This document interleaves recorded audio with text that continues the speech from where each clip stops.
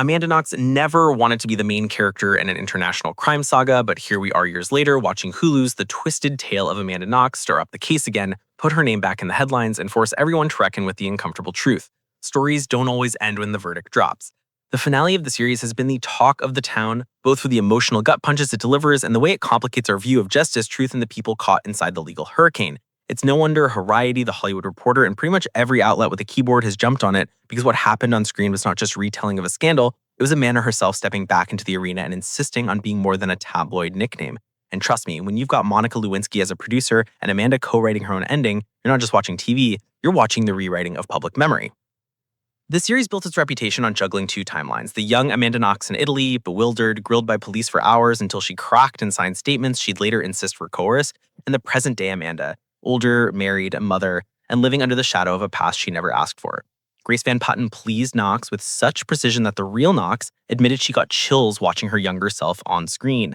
And let's face it, chills are appropriate because the actual events in Perugia back in 2007 were already a mix of courtroom thriller, media circus, and opera.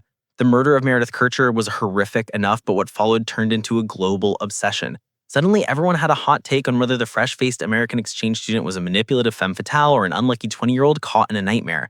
The tabloids dubbed her Foxy Knoxy, Italian prosecutors spun theories like novelists, and the press made sure you couldn't avoid her name even if you were living under a rock without Wi-Fi. Fast forward through years of trials, acquittals, reconvictions, and eventual exoneration, and you get to Knox in 2025, sitting down with producers to craft how her story should be told. That alone is wild. Most true crime dramatizations treat the subject like a specimen under glass. Here, Amanda picks up the pen and helps steer the narrative. Some people see that as bold and cathartic, others side-eye it and mutter, so now she's co-writing her own redemption arc? Either way, it makes the finale of The Twisted Tale of Amanda Knox more than entertainment. It's a statement. The final episode is called Libertà, which is Italian for freedom, though of course freedom in this context is slippery. Amanda might have been legally cleared of murder, but good luck telling that to Google search results or conspiracy theorists on Reddit.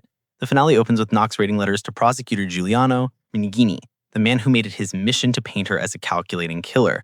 You don't need popcorn for this, you need antacids because the tension is insane. She writes to him repeatedly, telling him she once saw him as a monster, but now years later, she wonders if he was simply a man swept up in a flawed system.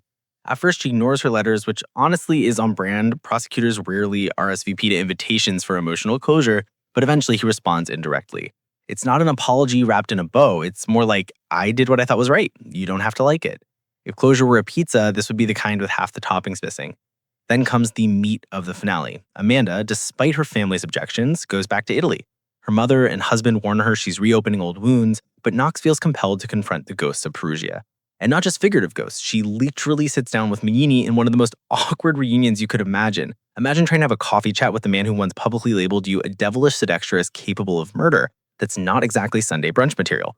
The scene doesn't give audiences what Hollywood usually demands. Mignini doesn't suddenly crumble and say, "I was wrong, Amanda, forgive me." Instead, he talks about detectives building stories like puzzles, about how he followed the fragments of evidence where they led. He even compares himself to Maigret, the fictional French detective who crafts narratives from tiny details. It's a fascinating metaphor, but if you're Amanda, it's probably infuriating to hear your stolen youth boiled down to a detective's literary flourish. The show doesn't let Knox walk away with the kind of tidy catharsis TV usually promises.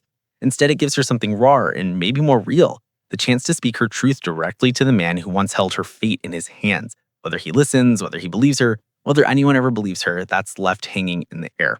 And maybe that's the point. But the finale doesn't stop there. Amanda reconnects with her former boyfriend Raffaele Sollecito, the Italian student who was pulled into the case and accused alongside her. Their reunion is tender and strange, the kind of meeting where two people who shared unimaginable trauma sit across from each other and try to make sense of the wreckage. They meet in Gubbio, which is a place they never visited before, which feels symbolic, neutral ground, somewhere untouched by the accusations. They don't rekindle romance, they don't need to. What they share is something no one else can understand, a bond forged in interrogation rooms and courtroom glare. And then there's the moment when Amanda revisits the apartment in Perugia where Meredith Kercher lost her life. She doesn't go inside, she watches from a distance. It's less about spectacle and more about acknowledging the enormity of what happened there.